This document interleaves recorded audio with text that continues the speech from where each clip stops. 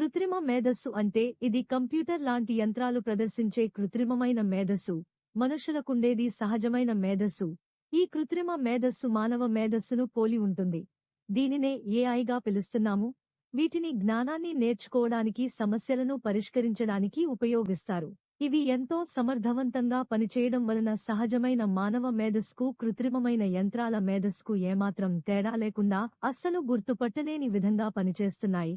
ఉదాహరణకు, డ్రైవర్ లేకుండా నడిచే కారు రోడ్ మీద నడుచుకుంటూ వెళ్లే వ్యక్తులను గుర్తించి వాళ్లను ఢీకొనకుండా వెళ్లే విధంగా నిర్మించబడినది.